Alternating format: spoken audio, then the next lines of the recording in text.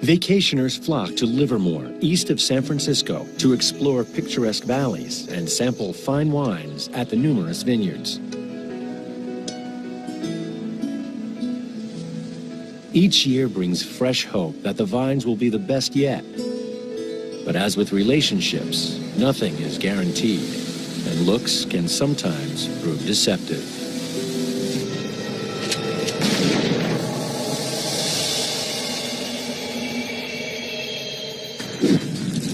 In the early morning hours of October 6, 2002, a man driving home from work sees a car burning in the parking lot of the Mountain House Cafe. In this desolate area, it's nothing new. Cars were dumped around here and stripped and torched a lot. It was just known that you didn't leave a car overnight, even if you broke down, it would be stripped the next day. The man raises the alarm, and firefighters are soon battling the blaze. As the flames are doused, it's clear no one's trapped inside. Investigators on the scene are not able to ascertain if the fire was started intentionally. They contact the bartender at the cafe, who reveals it had been a slow night and the parking lot was empty when they closed early. Police trace the license plate to Linda Nanetti, who lives 20 minutes away. Good evening, ma'am. We found a burned red Mustang, and the plates came back to here. Mrs. Nanetti explains the car was a gift to her 17-year-old granddaughter, Jenna, who lives with her. Mrs. Nanetti says Jenna left a voicemail around 9:15 saying she's okay now, but had been assaulted by a woman. Basically, the phone call was that she had been jumped, or she had been in an altercation with a female, that she was with friends, that she was okay. She told her grandmother, "You can call me on my cell phone if you need to contact me." But calls to her granddaughter's phone go straight to voicemail. Grandmother was concerned. Jenna would never abandon her car. She'd never leave it unattended. That was her only asset. She loved her car. The sheriff's department is not alone in trying to contact Jenna, who's now considered a missing juvenile. Her father, Jim Nanetti, has been making frantic calls after receiving a far more ominous message. Dad, call me now. I've probably got a concussion. I just got hit upside the head with a baseball bat or whatever it was. I need your help. Call me. It was very disturbing, and the first thing I thought of is, if she got hit upside of the head, where is she at that time? When did she have a chance to make that phone call? And if she was with someone that was going to potentially kill her, when was that moment that happened? Jim Nanetti is a biker and a regular at the Mountain House Cafe. He tells investigators Jenna would sometimes come there to give him a ride home.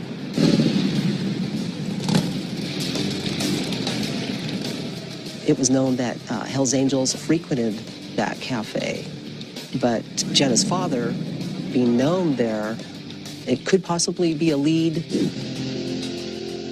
And when cell phone records confirm the calls from Jenna were made within 10 miles of the bar, detectives explore if she got caught up in a turf war between rival biker gangs.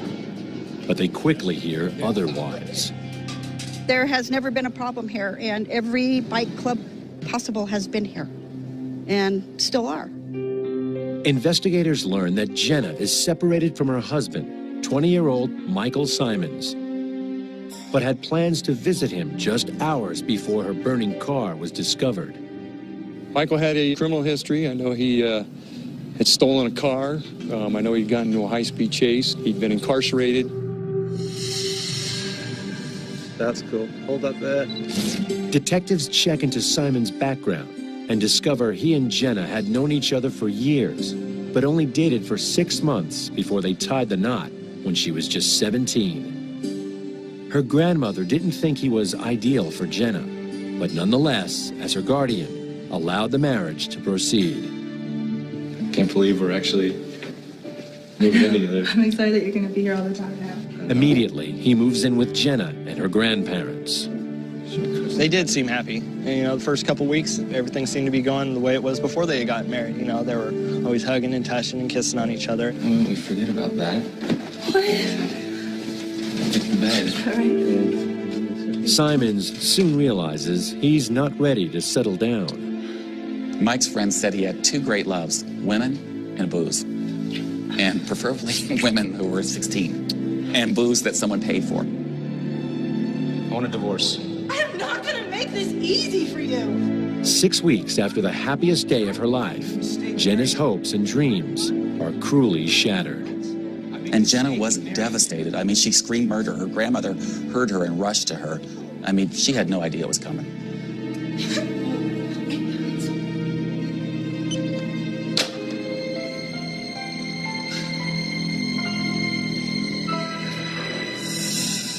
Now, 3 months after asking for a divorce, detectives find out Simons is living with a new girlfriend at her mother's home. He says he's as shocked as anyone by Jenna's disappearance and has no obvious reason for wanting to harm her. His new girlfriend, Katie Bellflower, is pregnant. Simons reveals that he asked Jenna to visit him the night she disappeared, and they discreetly talked about a possible reconciliation. They discussed their relationship for a period, and then without warning, Jenna told Michael she had to leave. Prior to leaving, he gave her $10 for gas for her vehicle. He claims around 45 minutes later, she'd called him to say that she'd been assaulted and intended to go and get drunk. Michael said that he and Katie Bellflower went to a neighborhood park for a period of about 2 to 2.5 hours, where he and Katie discussed their relationship, amongst other things. Gave her $10. Katie Bellflower tells investigators she saw Jenna arrive and drive off, and confirms that she and Simons then hung out in the park. As far as she was concerned, Jenna was gone for good. The marriage was going to be annulled, and that once the marriage was annulled, Michael and Katie were going to become engaged. Meanwhile, as the sheriff's department continues to talk to family and friends, a major search gets underway of a 2-mile radius surrounding the bar. We're just checking the areas close by to where Carl was found. If we get split up, we'll cover more ground, and hopefully we'll be able to find something. Set out. 3 teams were deployed with canines. We provided a scent from an article of clothing from Jenna's room. From the air and on the ground, the search continues all day. Dogs searched the area thoroughly, and there weren't any hits. By this time, I thought that she would have reached out to family or friends. It just panic and worry about whether she was all right, where she was, what she was going through. And all we could do was hope and pray that she was doing okay and that she was alive and safe somewhere. Desperate to learn more about Jenna, detectives visit her former school. She was known to stand up for herself. She was a scrapper, and if she was challenged, she stood up to the challenge, and it didn't matter what it was. She was there to take it. And we just kind of clicked. She had her own style of dress, her own way she spoke. We liked the same kind of things, and she needed a friend, it seemed like. And I'd love to always make her smile, because she had a great smile, and no one, I guess, ever told her that. I'm here to ask you a few questions about Jenna Nanetti. Did you know her? Jenna's friends are baffled by her disappearance. Yeah, she was a sweet girl. Always up to I continued to believe that she had just ran and would eventually come back. It was very plausible that she could have left on her own volition, that she could have just wanted to get away, that there was a lot going on in her life and she just needed some space to breathe. News of a disturbing pact Jenna made with a friend several months earlier lends even more credibility to the idea that she's run away. They were going to hitchhike across the country, and their ultimate destination was somewhere in the United Kingdom. If they were missing for a period of 7 years or more, they could be declared legally dead and perhaps take on new identities. Jenna has been a volunteer feeding troubled homeless teens at a runaway encampment. Could one of them have harmed her? She had taken food out there to them on numerous occasions. Stay safe, please. Thank you. They had this code of silence thing. Nobody would say anything. Authorities offer a $5,000 reward in the hope of getting a fresh lead. but all it brings is further frustration. I didn't get any information, no phone calls. I made a lot of trips back and forth to Livermore. No one really ever came up and gave me any information.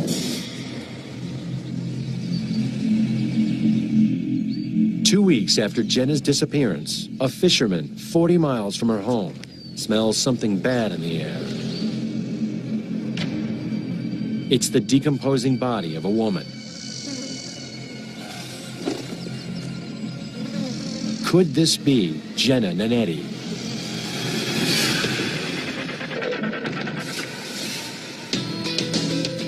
Two weeks after 17-year-old Jenna Nanetti's car was found ablaze, police in Livermore, California, learn that a body is found in the flatlands 40 miles from her home. The clothes match what Jenna was wearing the night she vanished. It's clear the woman's been shot at close range numerous times. A single shell casing from a shotgun is recovered nearby. Detectives are convinced that until the moment the gun was produced, the victim had no idea she was about to die. We found no evidence of ligature marks, any tying bindings. She wasn't dragged. There was nothing to indicate anything other than the fact that she went there voluntarily. Fingerprints confirm it is Jenna Nanetti. News her family and friends prayed they would never hear. There is no such thing as closure when someone in your family is murdered like that. The coroner determines Jenna died from multiple gunshot wounds, fired from less than 3 feet away. Investigators delve deeper into her relationship with estranged husband Michael Simons, who's already confessed to seeing her hours before her car was found ablaze. Simon's father had been in prison during his childhood. He's raised by an aunt who adopts him and finds trouble with the law. You're not down yet? What are you doing? Huh? I want to see you. I want you to push up till I get time. As a teenager, he's sent to a juvenile boot camp for 18 months, following a high-speed chase in a stolen car. After release, he drifts from one low-end job to another. She had known him from years before, but he had gone away and then came back into her life. Oh, obviously you don't. No, I don't. That's why you're going to spend it. Wedded bliss ended abruptly when Michael unceremoniously dumped her. Investigators learned fights between them had continued, and friends witnessed an argument that ended with a threat. I'm gonna kill you. So I gave her like $10. Michael Simons and his new girlfriend, Katie Bellflower, are re-interviewed, and this time there's a discrepancy. Simons now says someone else hung out with him and Katie the night Jenna vanished. Katie's friend, Jeffrey Hamilton. He said, as a matter of fact, Jeff Hamilton was with Katie and Mike earlier that day and then was at the park with them later that evening. Curiously, Katie sticks to their original account and says it had just been her and Michael. It was looking more and more like Michael and Katie were lying and trying to deceive me. And, you know, where there's smoke, there's fire. 20-year-old Jeffrey Hamilton works at the local ice rink and is regarded as a loner known to have a soft spot for Katie. Katie and Jeff had known each other for a period of years. They described the relationship as older brother, younger sister type relationship. Jeff was the kind of person who never really had a girlfriend, had a crush on Katie, would do anything for Katie. When investigators ask him where he was the night Jenna disappeared, he confirms Mike Simon's story and says that he had driven to the park where he hung out with the lovers for a while. 10 days after Jenna's body was found, the trio joined family and friends at her funeral, where 200 mourners watch a video tribute to the young girl with no known enemies. Despite their suspicions, investigators don't have any hard evidence, and 5 months later, the case seems to be going nowhere. But everything changes in March 2003. It's 3 in the morning. Park police officer Tim Phillips is out patrolling Altamont Pass, just 8 miles from where Jenna's burning car was discovered. It's a scenic overlook known to the locals as the top of the world. It primarily refers to the fact that you can see so far off into the distance. It's such a pretty setting at night with the stars. It's a very quiet and reserved spot that people come to either enjoy their company with each other, drink, do drugs. Officer Phillips notices a car is parked with its headlights on, just off the road. Most of the time, there's nobody up here at that late of an hour, and I figured I would roll up on the car in the dark to see what they were doing.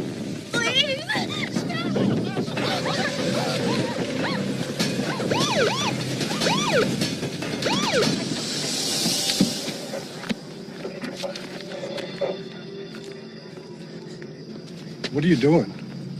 Why are you wearing gloves? Oh, no, well, we thought she might be sick. We didn't want to get any on us. He sees the man has a rope-like cord. He slowly set it on the ground, at which point the other female who was kneeling said, "Oh, did you forget to leave that at work?" And he said, "Yes, I did." He slowly picked it up and put it back in his pocket. Unwavering, Katie Bellflower and Jeffrey Hamilton give Officer Phillips their names.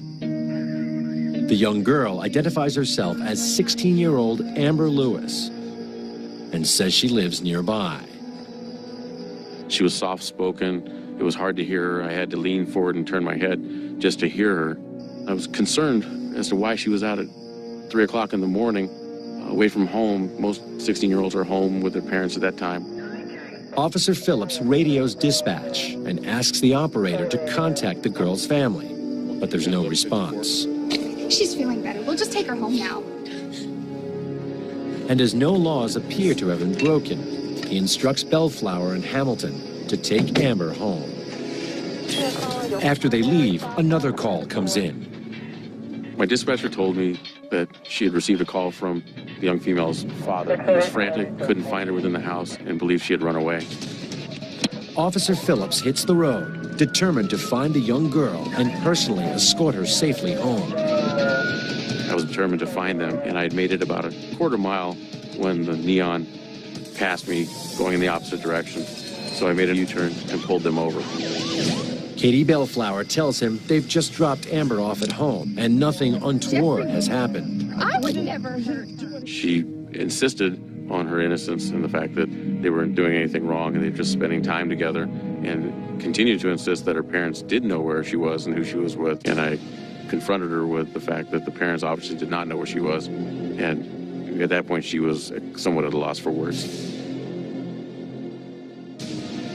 Officer Phillips receives a disturbing update. My dispatcher said she had the 16-year-old parents on the phone. Let me in! Let me in! Look at my neck! Look what they did to me! And according to their daughter, the two people I had stopped were trying to 187 her when I first drove up. And in California, 187 is the penal code section for murder. They did it to me, look!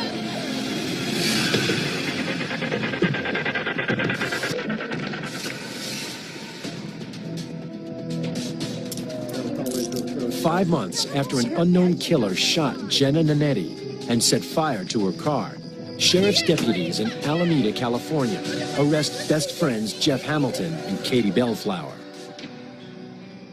A 16-year-old girl claims they tried to strangle her. Drink up? No problem. No. Well, I haven't seen you in a while, so... She tells her parents they tried to get her drunk before a rope was placed around her neck. She felt her eyes bulging. In her words, I believe they said that she felt like her eyes were going to explode, and she was nearly about to pass out when the pressure on her throat was suddenly released. Which was due to Officer Phillips' arrival.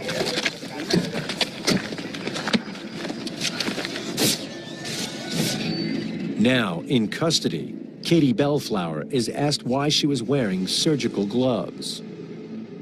Started to feel sick. I put some gloves on just in case she did throw up. Well, when she was sick, I was like, "Hon, are you okay? Are you sure you're going to be okay?" And she's like, "Yeah, I'll just give me a second." And I was just making sure that she was okay and that she would be able to get up. Was Jeff wearing gloves? I do believe so. Okay, why would he be wearing gloves? Because he doesn't know that very well, and he doesn't know if she has any diseases or anything. Do you guys try to kill her? No. Okay. I'm sorry, I wouldn't try to kill her. I love her too much. I care about her way too much. Bellflower goes far further. She says they are like sisters and share intimate feelings towards each other. Hey. Your hair is so beautiful. She admitted to me that they were both bisexual lovers. In another interview room, Jeff Hamilton admits he tried to strangle Amber and claims it was all Katie's idea. She was angry that despite being 5 months pregnant, her boyfriend, Mike Simons, had dumped her for Amber. Katie finally came out, figuring that the only way she could get Mike back is if he was out of the picture. What she wanted to do was to kill him. She did not have my man! Do you hear me?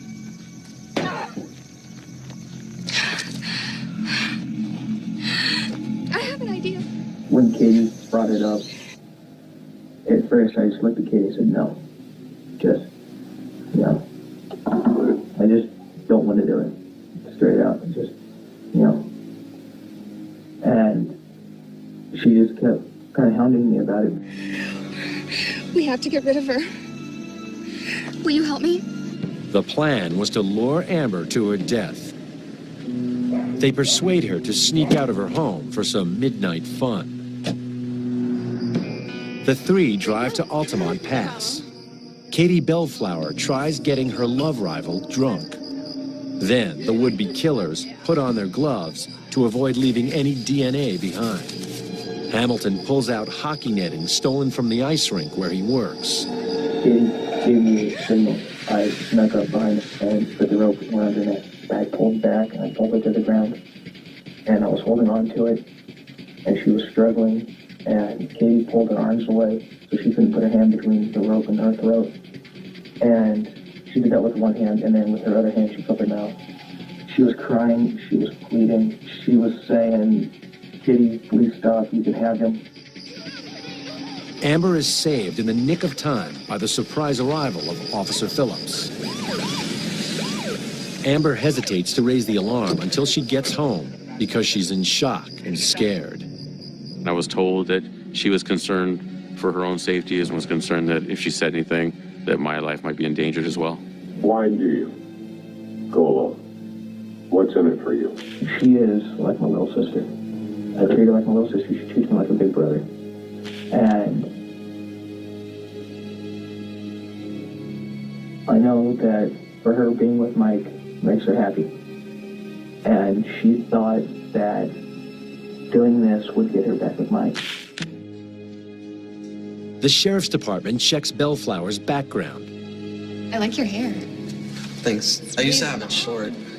And finds that around town, she's gained a reputation as a man chaser with a jealous streak. What do you think you're doing? Nothing. Just stay away from him, you hear me? She was somebody who she would look around and see what someone else had and decide that's what she wanted for herself. And sometimes when she got it, she didn't care about it.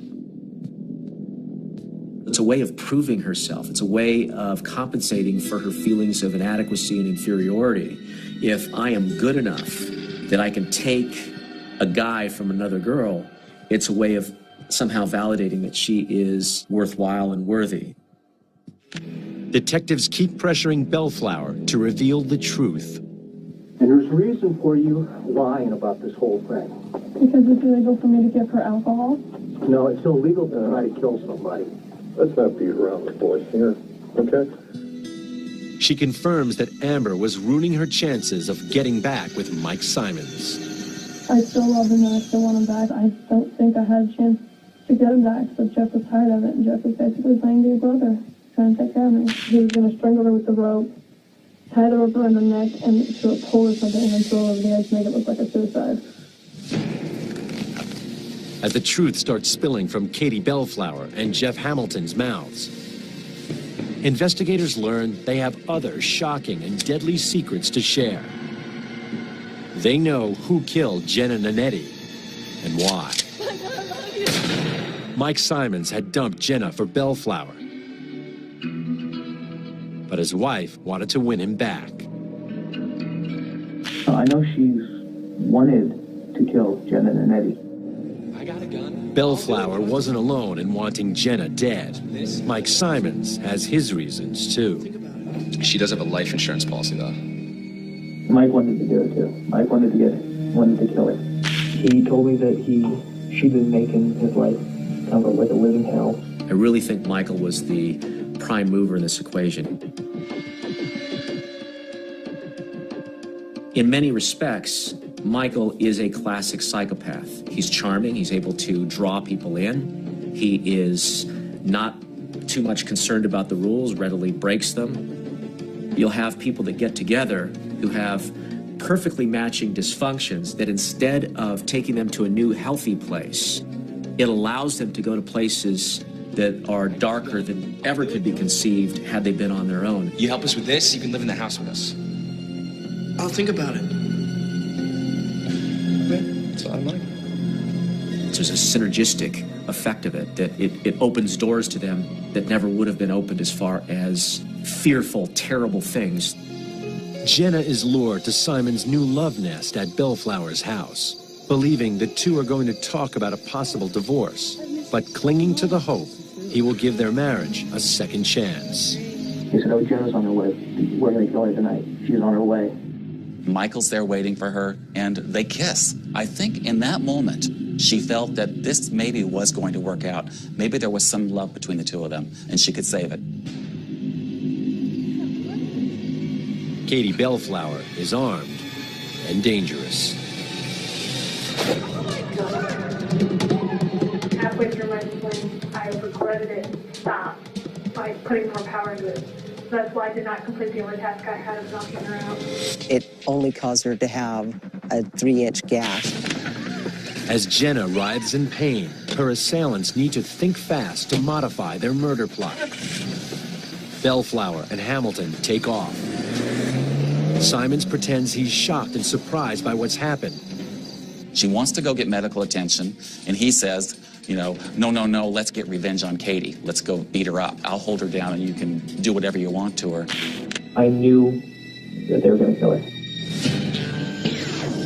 Instead of taking his wife to the hospital, Simons drives Jenna towards Whiskey Slough, a remote wetlands area an hour away, where he says Bellflower will be hanging out. Jenna calls her grandmother and father and leaves brief messages. Dad, call me now. I've probably got a concussion. I just got hit upside the head with a baseball bat or whatever it was. I need your help. Call me. Arriving at Whiskey Slough, Jenna's unaware she's walked into another trap. I'll be back in a minute, right? Let's see if she's here.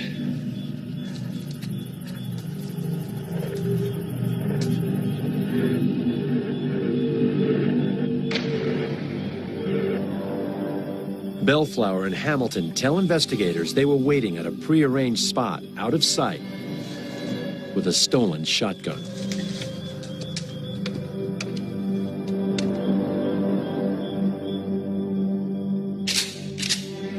I went back down there.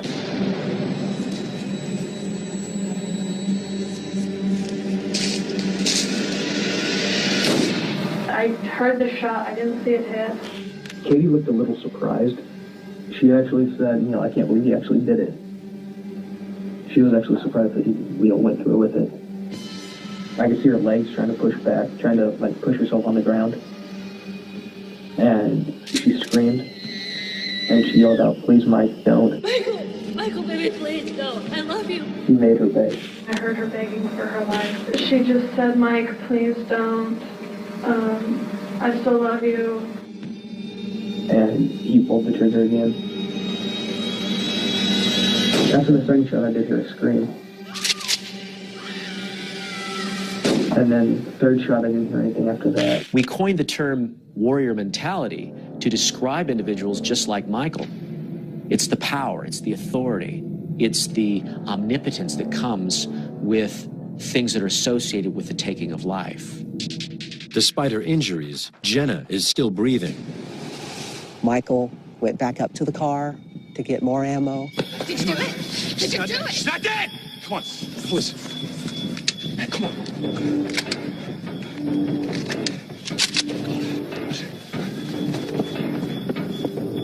Let's go.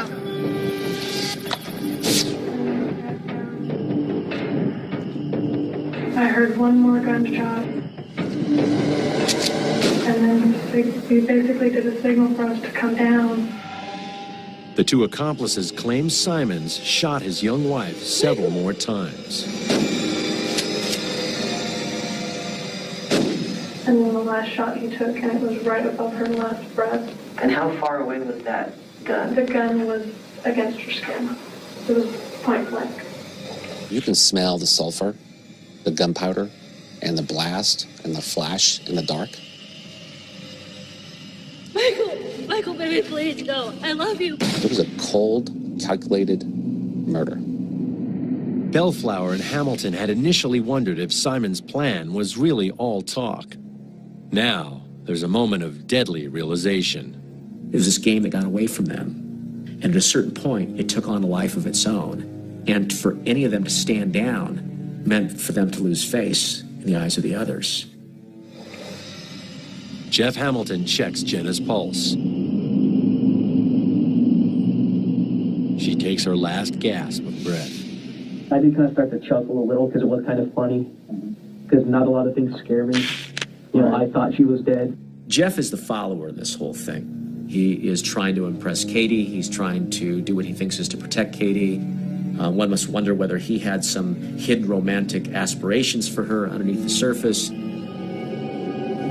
The trio grabs Jenna's car keys before dragging her body to the bushes, while joking about how heavy she is. It really reflects how detached they were and how another human being's suffering really didn't mean all that much to them. It's a disturbing revelation of just how far gone these young people were. Bellflower and Simons take off in Jenna's car, with Hamilton following, bound for the Mountain House Cafe. They're determined to hide what they've done. Katie had made sure when she got out of the vehicle to wipe the door handles.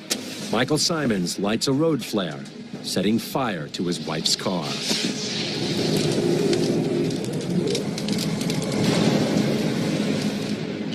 Simons throws the gun and bat in a field as they drive home, along with unused shotgun shells.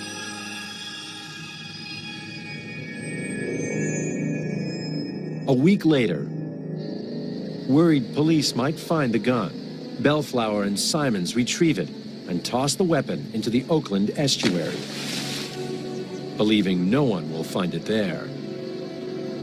Now, with his wife dead, Michael Simons dreams of how he will spend the money he's going to collect on the life insurance policy Jenna's grandmother holds in her name. The life insurance policy was almost like collateral. She would put a certain amount of money into the insurance policy and then be able to borrow off that insurance policy to fund Jenna's education.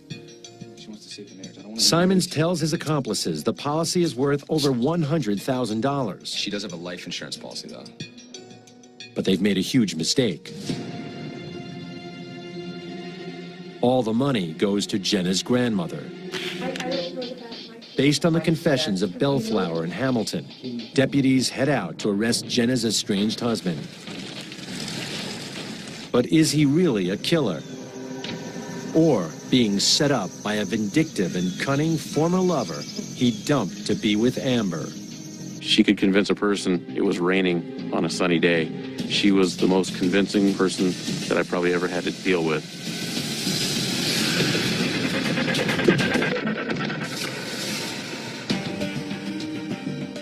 Jeffrey Hamilton and Katie Bellflower have revealed to investigators in Livermore, California, that they tried to strangle one of Katie's love rivals, but succeeded in killing another, Jenna Nanetti. Both tell investigators that the man Bellflower loves, Jenna's estranged husband, Michael Simons, actually came up with the idea to kill her and pulled the trigger.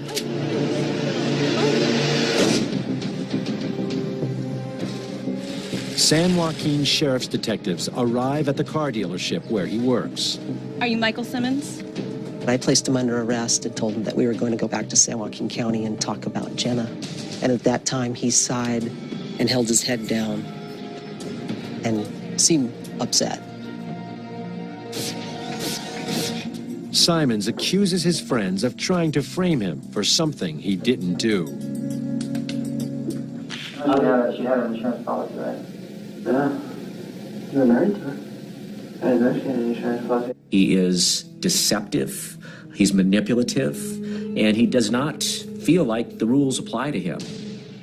He admits he was at the murder scene, but claims Jeff Hamilton was firing the gun, and it was at Bellflower's insistence. Jeff's had a crush on Katie for a long time, and he got mad. Oh, he did not want to save her? Part of me did, and then there's a little bit that said no. So you chose not to try to save someone's life? Your wife's life, Jenna.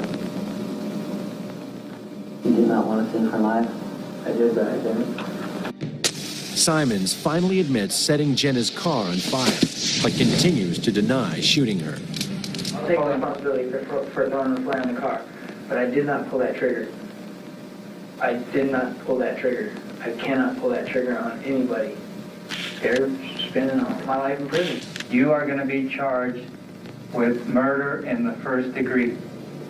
Yeah. For the rest of your life, you're going to hear your own words to her, beg for your life, and I may let you live. Simons agrees to lead police to the gun he dumped in the Oakland estuary. Alameda officers match the lone shell casing found near Jenna's body to the weapon. Katie Bellflower finally realizes the true price of her twisted love for Michael Simons. I thought I was in love with him and that I was doing all this on my own free will, and I realized since I've been locked up that I was obsessed with him and I was allowing him to control me.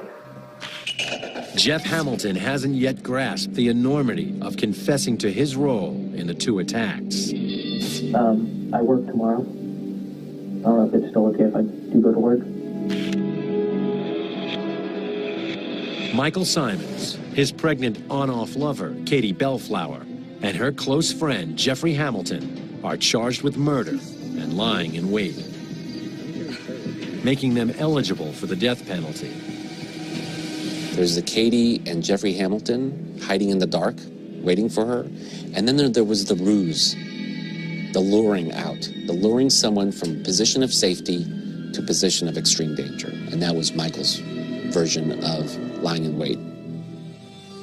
Two of the killers visit the location of Jenna's murder with detectives. Jeff Hamilton. They figured if they killed her, he would get the $100,000 because he was married to her, and then they could get a house together. Jenna's family has placed a cross in her memory.